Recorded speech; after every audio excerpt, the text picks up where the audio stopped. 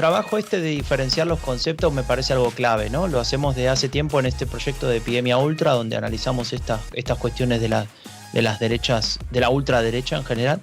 Y me parece que es importante diferenciarlo y tu pregunta es muy atinada porque yo creo que tiene que ver con problemas diferentes o con fenómenos diferentes, más allá de que parezcan lo mismo o que en algún punto hasta se solapen o representen grupos o sectores muy, muy parecidos. ¿Y por qué es importante definir estos problemas? Porque una vez que tenés definidos los problemas, podés empezar a pensar cuáles serían las formas de intentar solucionarlos, ¿no? O al menos intentar generar un abordaje.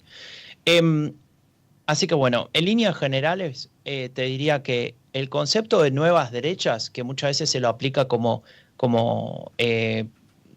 concepto paraguas para todos estos partidos y movimientos, en realidad tiene que ver con la parte intelectual. Las nuevas derechas viene de un concepto desarrollado por Alain de Benoist en Francia, que es un intelectual de ese sector político, que en algún momento dijo la vieja derecha, refiriéndose a la derecha extrema de posguerra, la derecha fascista. Eso hay que eliminarlo, eso ya no funciona, eso no va a tener nunca éxito, entonces hay que generar unas nuevas derechas. Pero esa nueva derecha tiene que ser diferente a la derecha tradicional, ¿no? A la centro derecha demócrata cristiana o conservadora, sino que tenemos que generar algo nuevo. Esto lo hizo a fines de los 60, principios de los 70. Es decir, que el concepto de nuevas derechas tiene que ver con ese movimiento, si quiere, más intelectual, que después podemos profundizar, pero en algún punto es el que le da nacimiento a las ideas, por ejemplo, que tanto se usa ahora de la batalla cultural, ¿no? De conquistar las mentes de las personas antes que dar la pelea o la batalla en el campo partidario, político partidario. Ahora bien, si vamos a los conceptos concretos, teniendo en cuenta que ya sacamos del medio el concepto de nueva derecha, vamos al concepto de derecha radical. Derecha radical son aquellos partidos o movimientos o líderes o discursos que dentro de las reglas democráticas, es decir, con candidatos, con elecciones, con partidos, con programas, compiten con el resto de los partidos, eventualmente ganan escaños, eventualmente tienen relevancia política, tienen votos, tienen apoyo legítimo y posiblemente popular, y para lo que trabajan es para erosionar esa democracia desde dentro. La democracia entendida como un concepto abstracto es difícil, pero si lo separamos en los valores democráticos, en donde se sostiene un Estado de Derecho que funcione, donde nuestras libertades sean respetadas, nuestros derechos también, bueno, este tipo de partidos de derecha radical, con la idea de teóricamente solucionar algún problema de manera radical, de ahí el nombre, es decir, solucionarlo de raíz, proponen políticas que perjudican a mucha gente, a muchos sectores, a muchos grupos, y que terminan por erosionar lo que tanto nos costó conseguir, tanto en Argentina como en otros lugares del mundo, que es la democracia, básicamente una forma pacífica de intentar solucionar nuestros problemas. Estoy siendo muy... Sé que soy un poco superficial, pero la idea es un poco aclarar esos conceptos, ¿no? La diferencia entre derecha radical y derecha extrema es que la extrema busca también solucionar los problemas que ellos definen como problemas de raíz, pero de una manera no democrática. Lo que proponen es un sistema alternativo, ¿no? Entonces un partido neonazi básicamente se lo considera extrema derecha, es decir, está en el extremo del espectro político porque quieren de manera justamente extrema eliminar ese sistema, cambiarlo por otro. Ahora bien, esos dos grupos, derecha radical y extrema derecha, los usamos para analizar la situación, para tratar de entender los problemas, para tratar de entender cómo funcionan algunos partidos políticos, formaciones políticas, pero está claro que en algún punto se pueden solapar, ¿no? Hay elementos de la extrema derecha que trabajan para la derecha radical, hay elementos de la derecha radical que pueden ir para la extrema derecha en algunas partes de su discurso o incluso de sus acciones políticas, pero en el fondo el problema es diferenciado. Uno está dentro, jugando con las reglas de la democracia, y el otro avala la violencia política, quiere cambiar el sistema como de lugar. El tercer concepto que mencionabas, o el cuarto si querés, es el de ultraderecha, y con ultraderecha nos referimos a los dos grupos que te acabo de mencionar. Es una forma de englobar todos aquellos partidos que están a la derecha de la derecha tradicional. Así que eso sería un poco el panorama de concepto. Espero que haya quedado claro y si no, bueno, lo vamos avanzando ahora. Y si no, que escuchen tus podcasts de Epidemia Ultra donde se aclara perfectamente. Sí, y también vemos, recién hablabas de ese solapamiento.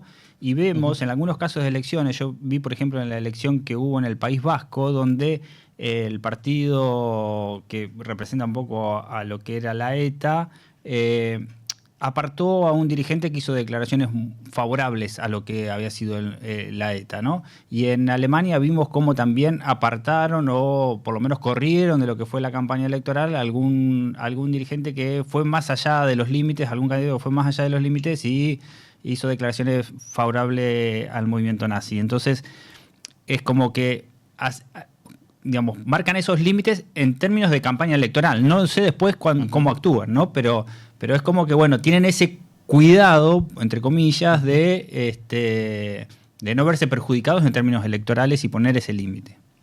Tal cual. O sea, son ese tipo de partidos que son los que estamos viviendo hoy en día que tienen cierto éxito en cada uno de sus países, tienen esa, llamémosla, inteligencia, ¿no? Esas competencias, esa profesionalización que tal vez los diferencian de los viejos partidos de extrema derecha que, bueno, querían llevar adelante sus objetivos y punto.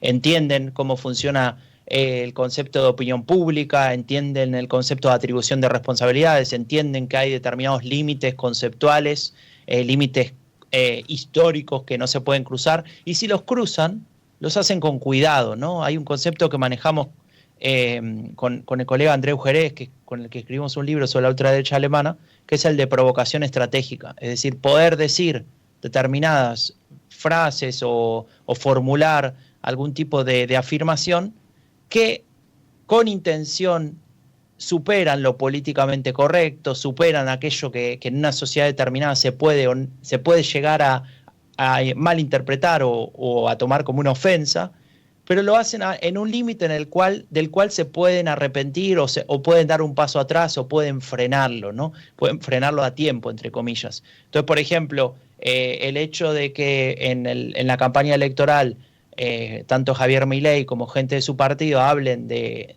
la cuestión de la dictadura, que en Argentina por muchísimos amplios sectores se lo consideraba un consenso de que sobre eso no se discutía. Bueno, el hecho de volver a plantearlo y ponerlo sobre la mesa de manera tan radical no es un exabrupto, tiene que ver con una decisión de comunicación política para generar una discusión en torno a un tema y tratar de traerlo a ese ambiente que les interesa discutir. Esto se puede llevar a muchísimos otros temas, ¿no? Como el tema del feminismo, el tema del cambio climático, el tema de, bueno, incontables temas, ¿no? Y siempre tienen esa capacidad de poder dar marcha atrás, de poder frenar, de poder decir, me está malinterpretando, y hasta incluso de poder decir, están violando mi libertad de expresión o mi libertad de poder formular lo que a mí me parece, ¿no? No me dejan decir lo que pienso, ¿no? Entonces, en esta idea de liberalismo inverso, es decir,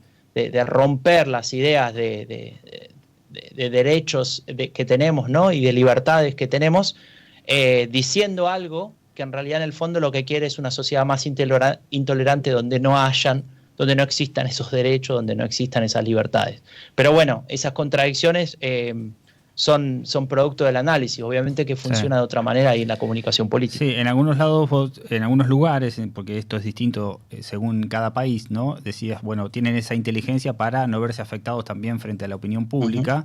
En otros casos, como en Alemania, alguna de tus clases lo has explicado bien, porque no todo el mundo conoce, para evitar sanciones también, ¿no? O sea, claro, para que cuestiones legales no sancionen a esos candidatos que exceden determinados límites. Sí, en Alemania básicamente está prohibido hacer apología del nacionalsocialismo, ¿no? En cualquiera de sus variantes. Está prohibido decir que querés, está prohibido formar un partido nacionalsocialista desde ya, no está permitido, pero expresar ideas que defiendan alguna de las acciones de del nacionalsocialismo está prohibido. Está prohibido tener una bandera con la cruz esvástica o con otros símbolos que se asemejan o que se acercan al nacionalsocialismo, por ejemplo el de las SS. Hace poco hubo un gran conflicto con la camiseta de Alemania, de la Eurocopa, por la forma que tenían los números. El diseño del número 4 parecía una S, igual que como está dibujada en el logo de las SS, ¿no? Entonces cuando se juntaban dos 4, la camiseta 44 parecía una SS, claramente. Podés buscar la imagen y se hizo famosa. Entonces lo que pasó es que muchos grupos neonazis compraban esa camiseta a propósito, ¿no? Y se armó todo un revuelo. ¿Qué haces con eso? ¿Lo prohibí? ¿No prohibí? Bueno, Adidas la retiró y demás. El tema es que eso es superar un límite legal ya. No tiene que ver con la provocación estratégica, claro, ni mucho menos, sino, bueno, tenés una multa. Y si negás el holocausto también, bueno, hay varias cosas, ¿no? Sí. Entonces, en ese sentido, estos partidos se limitan. Y ahí pasa lo que vos contabas recién, de que al candidato cabeza de lista de las europeas, que en una entrevista con un medio italiano dijo, no, la SS no era tan mala, o algo por el estilo, bueno, los tuvieron que separar, ¿no? Digamos, claro, en una decisión estratégica. No sé si no piensan como él, tal vez sí, no lo sabemos, pero claramente, bueno, el tipo ya se ha expresado en esa dirección muchas veces. El tema es que cruzó esa línea, y esa línea, bueno, es un límite. Hoy arrancamos la conversación diciendo, bueno, solemos mezclar todo, ¿no? Cuando hablamos de la nueva derecha, mezclamos un montón de espacios políticos, incluso de líderes políticos que representan distintas cosas. Pero también ellos buscan mezclarse, buscan unirse, buscan estas alianzas de sentirse algo en común. Porque lo vimos, por ejemplo, a Milei ir corriendo a abrazarse con Trump en un congreso republicano, ¿no? Cuando Trump habla de proteccionismo y demás, y Milei habla del libre mercado extremo, individualismo y demás. Fue al acto de asunción de Bukele, o de celebración de la reelección de Bukele. Bukele, en el mismo acto, habló de que lo público es mejor que lo privado, o que, ojo, que no nos vengan a querer decir que lo privado es mejor que lo público. En primera fila estaba Milei, que quiere destruir el Estado. Lo mismo podríamos seguir con Giorgia Meloni, cuando Milei busca el abrazo de Giorgia Meloni, o Vox, digamos, las distintas diferencias profundas que existen, pero ellos también buscan mezclarse, y hay como una alianza, hay como una colaboración, si se quiere, entre estos líderes que representan a esa corriente, ¿no? Sí, yo le llamaría una red, ¿no? Hay una intención ahí de generar una red de apoyos que tienen que ver, por un lado, con los apoyos simbólicos políticos, y por otro, con los apoyos financieros, básicamente, ¿no? O sea, cuando uno va a una reunión de este tipo, muchas veces lo que está buscando es generar esas conexiones, esas redes, el networking, pero en el fondo tratar de conseguir aliados que te aporten recursos en ese sentido, por algunas coincidencias que se puedan llegar a tener para algunos temas. No sé, por ejemplo, una visión ultraconservadora de cómo tiene que estar formada una familia, o cómo tiene que cumplir una mujer su rol en el mundo, o qué tiene que pasar con la interrupción voluntaria del embarazo. Por nombrarte algunos temas. O la mirada sobre los migrantes, sí, etcétera. Por ejemplo, claro. Y en esos temas pareciera haber una agenda compartida. En realidad, después, cuando lo empezás a profundizar, las diferencias son mucho más grandes de lo que uno se podría imaginar. Porque, claro, nos quedamos con las declaraciones rimbombantes, ¿no? Los títulos, las barbaridades que puedan llegar a decir en alguna de estas conferencias, en sus discursos, pero en realidad, en el fondo, como vos bien marcás, hay muchas diferencias en qué se concibe o cuál sería la aplicación de esas ideas que están planteando. Con Trump, por ejemplo, lo une la visión antipolítica, ¿no? Esta visión de denostar a los partidos políticos o a las personas que forman parte de esos partidos, diciendo que esa es una élite que siempre ha estado en contra de los intereses del pueblo, que tiene intereses puros, y que esos intereses solamente son defendidos por ellos, que se dieron cuenta, no lo sé.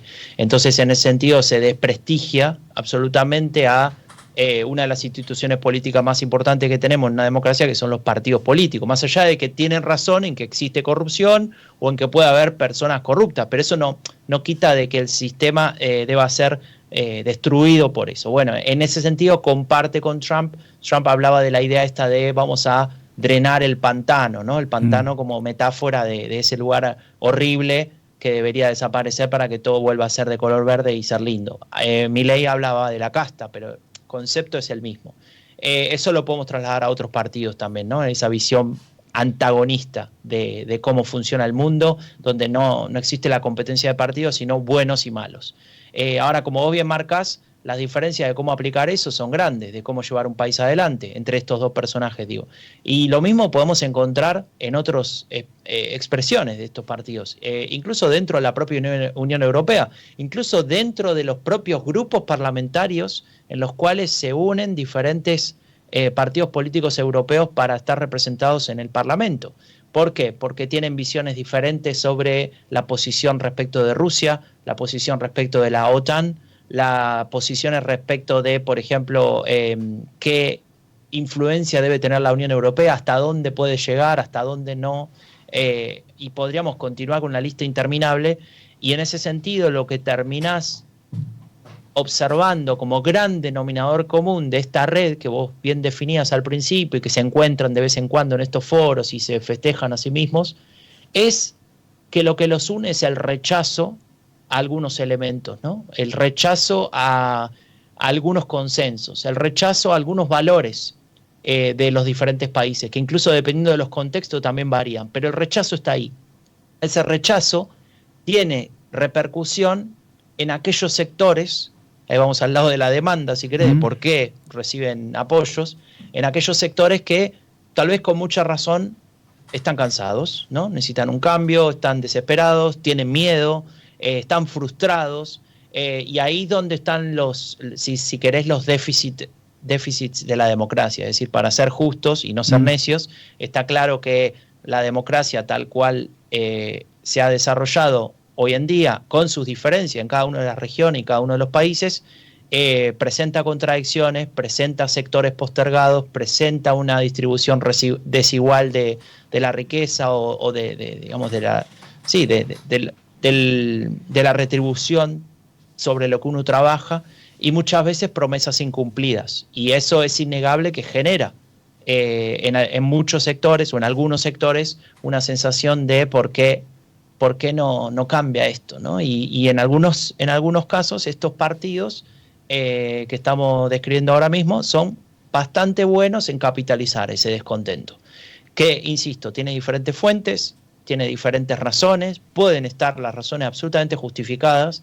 La pregunta es, ¿queremos destruirlo todo?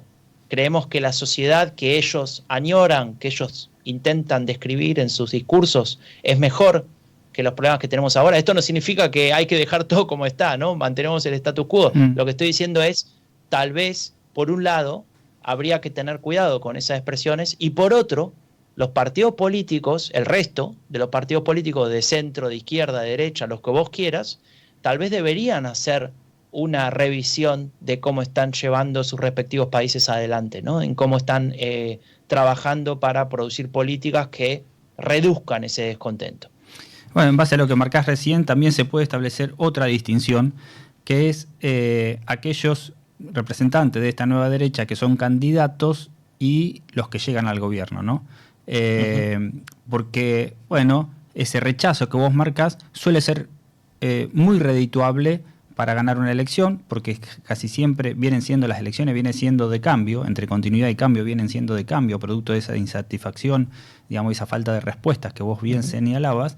Pero después, a la hora de gobernar, que es más difícil, bueno, hay algunos que logran transitar sus mandatos y otros que tienen dificultades grandes, ¿no? Y ya no sé si es una distinción de gobernar hoy es muy difícil, ya no sé si es de derecha o de izquierda, pero bueno, hay quienes marcan la diferencia entre los que son más cosmopolitas y en los centristas, ¿no? Un poco la diferencia más que izquierda y derecha. Pero bueno, hay una diferencia también. El rechazo sirve para ganar, después para gobernar presenta algunas dificultades. Le sirve para una narrativa durante un tiempo, hay que ver si en el largo plazo, ¿no? Sí, totalmente coincido. Es uno de los grandes problemas que tienen estos partidos, que es cuando pasan al lado de tomar la responsabilidad y gestionar, en muchos casos, no en todos, tienen dificultades. En algunos casos siguen usando la narrativa de rechazo, ¿no? En el Milei es claro, digamos, sigue para lograr sostener sus políticas, que en la mayoría de los casos son antipopulares, trabajando y machacando contra la casta, aún Claro. desde su posición de primer mandatario, de presidente, ¿no? Sí, porque eso se convirtió, como dice el amigo Mario Riorda, de alguna manera en el mito que manejan, ¿no? El mito de existencia. Cuando ese mito que empiezan a formar en la campaña se quiere transformar en mito de gobierno, empiezan las debilidades que vos marcás, porque es frágil. ¿Por qué es frágil? ¿Por qué? Porque tenés que resolver más allá de proponer cuando ya estás en el gobierno. Tenés que sacar expediente, como Sí, diría sí, un con el amigo, mi amigo rechazo no Raúl Gil. alcanza. Claro, y entonces ahí es donde, como bien marcás, se empiezan a ver ciertas debilidades. Y en ese punto es donde vemos la diferencia entre aquellos que van más allá de la ideología, tienen capacidad de gestión, y aquellos que no, aquellos que saben hacer política y aquellos que no, aquellos que aprendieron cómo funcionan esos resortes y aquellos que no. Entonces vos tenés, por ejemplo, personajes que ganaron una elección, que gobernaron durante un periodo y no pudieron renovar. ¿No? Y le fue mal en esa reelección. Más allá de que habrán sacado buena cantidad de Sí, votos, caso perdieron, ¿no? Bolsonaro. Caso Bolsonaro, Donald Trump, por ejemplo, por nombrarte Mm. dos.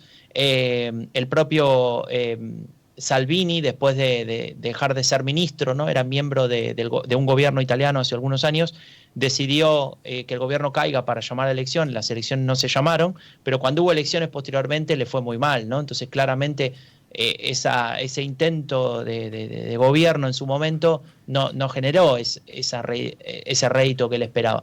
Podemos nombrar algún que otro ejemplo, pero también podemos nombrar ejemplos que sí consiguen la reelección, incluso con un nivel de votación enorme.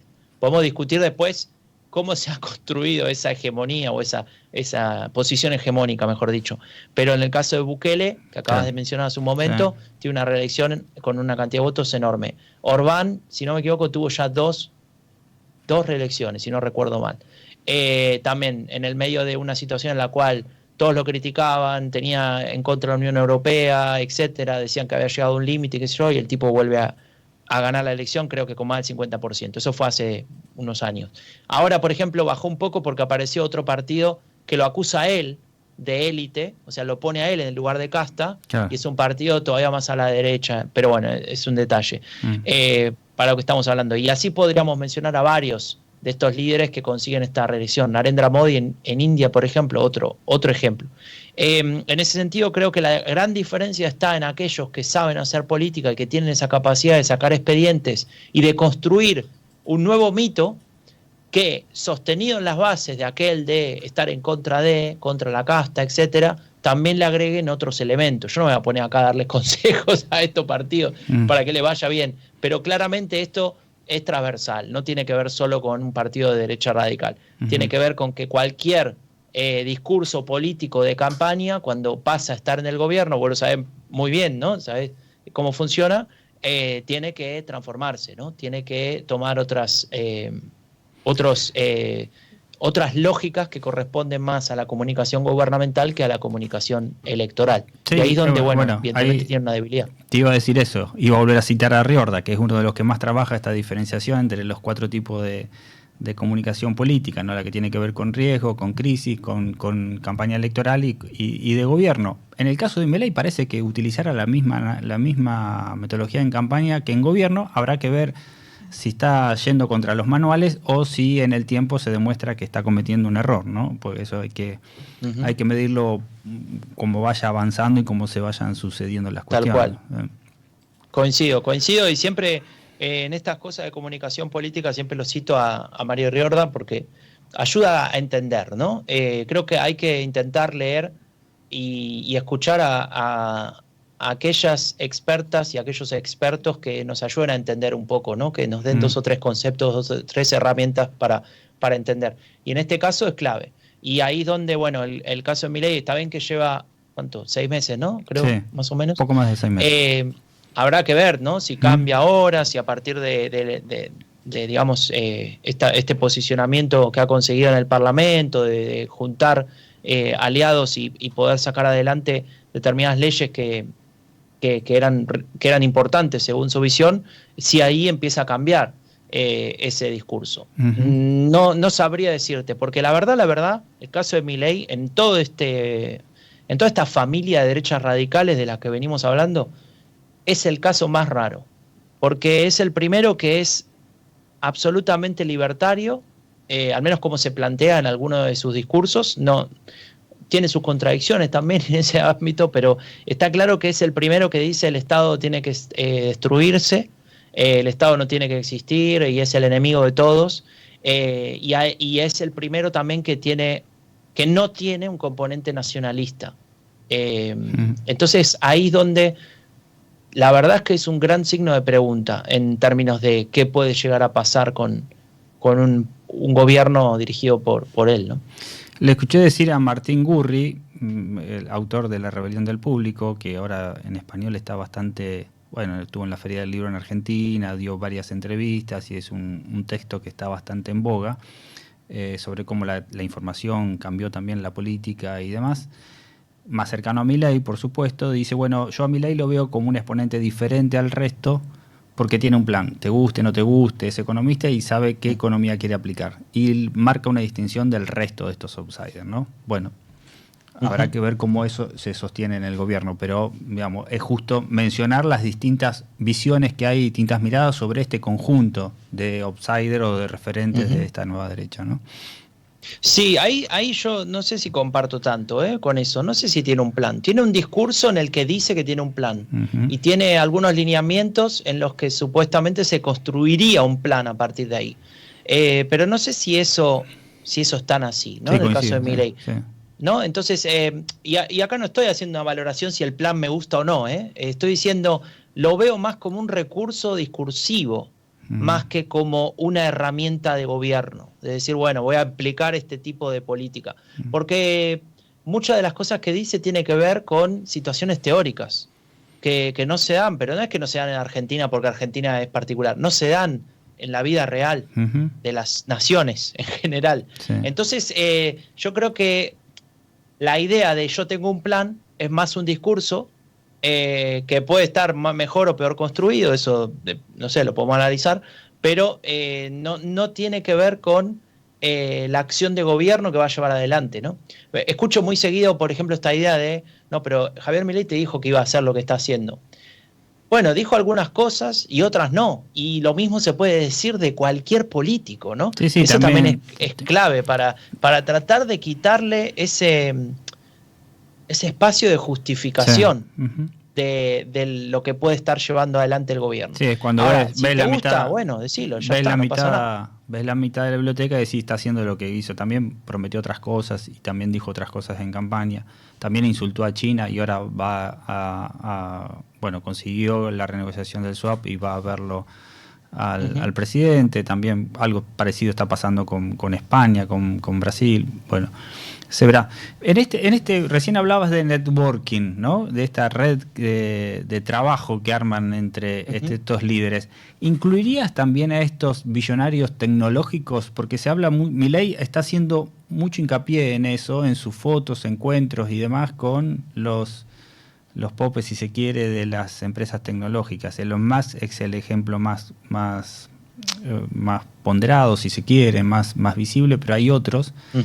Y de Trump podríamos decir lo mismo. Digamos, esos magnates que manejan las empresas tecnológicas, ¿pueden estar también en esta alianza?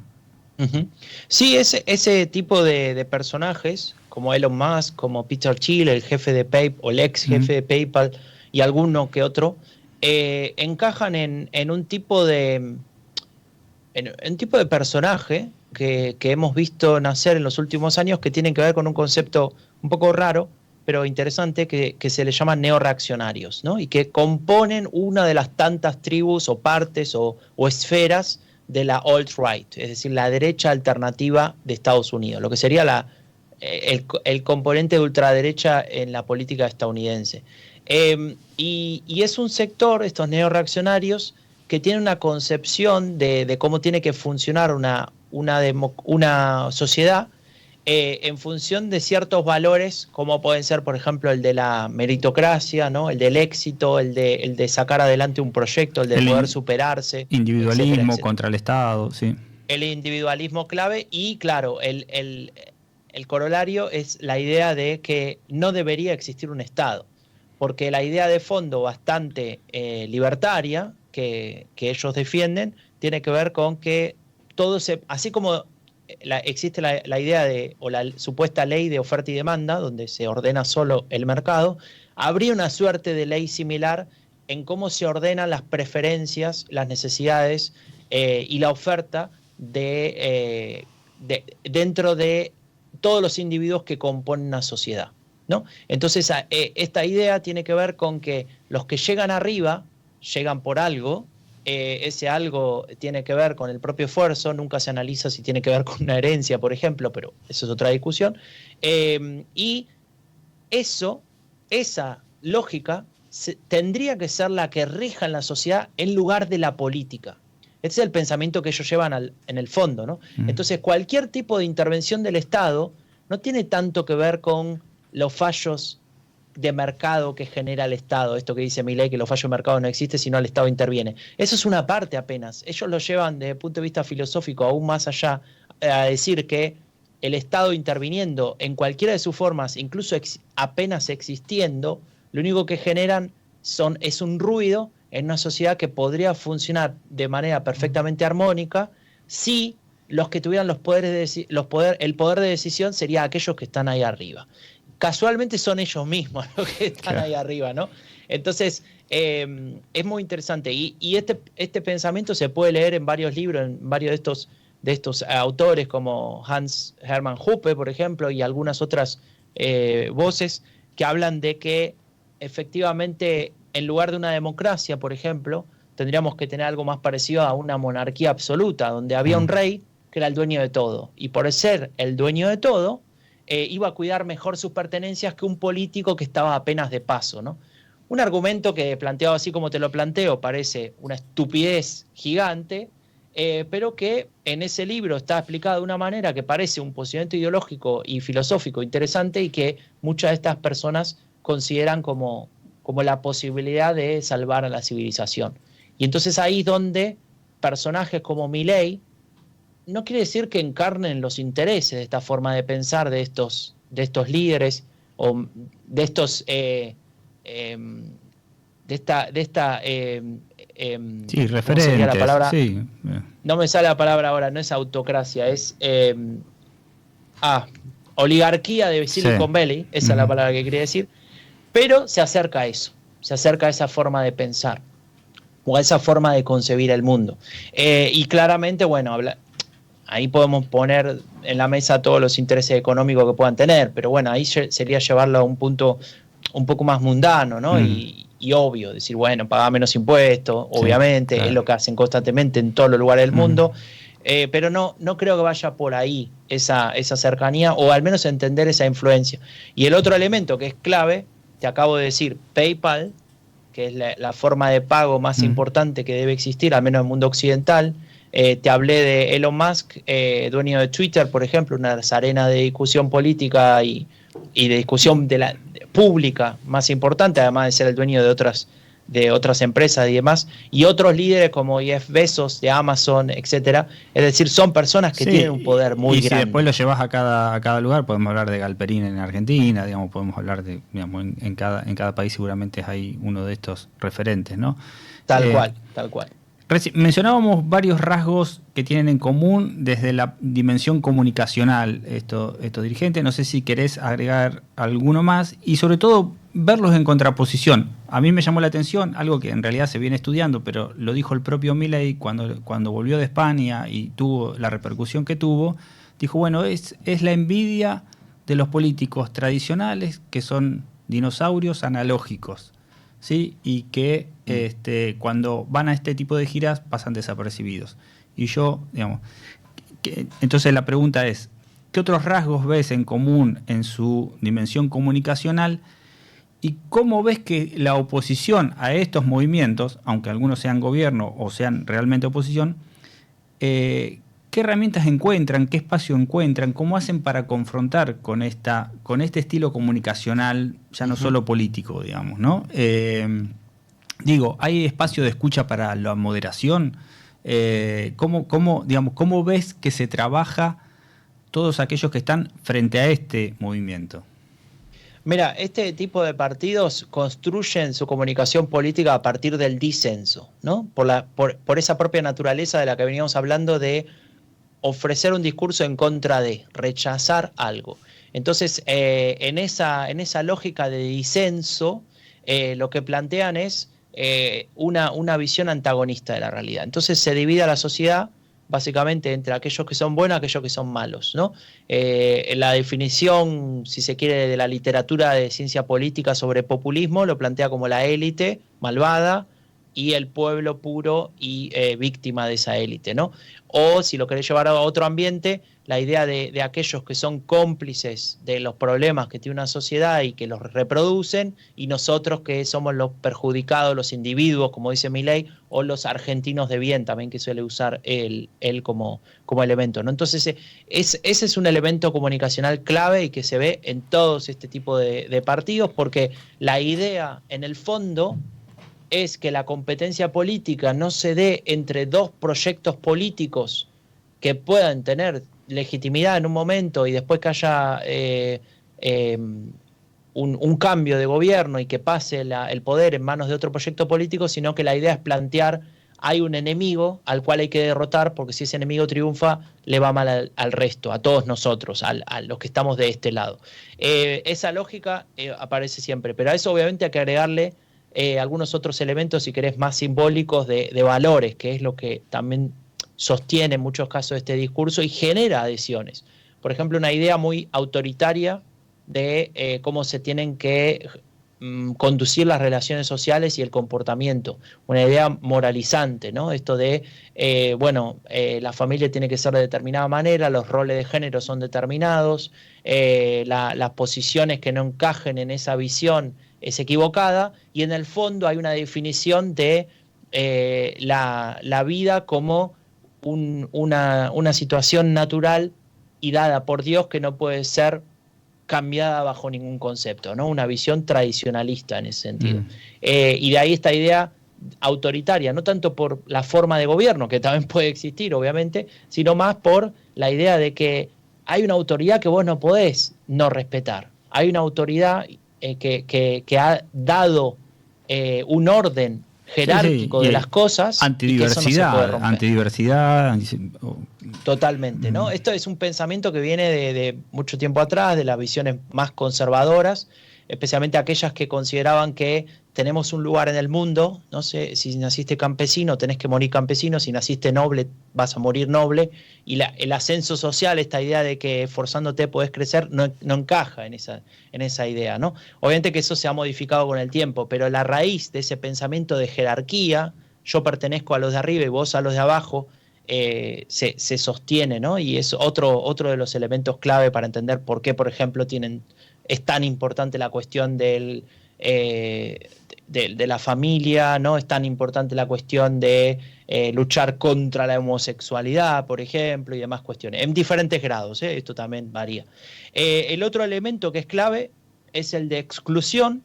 En Europa lo vemos más del lado de la migración, lo mencionabas hace un momento, te diría más que migración, del nativismo, porque hay personas que nacieron en algunos países de Europa, por ejemplo en Francia, que son hijos o hasta nietos de migrantes o de personas que vinieron de alguna colonia o ex colonia de Francia, de Italia, de España, etcétera, y que no son considerados nativos, aunque tengan el documento francés, ¿no? Y el pasaporte.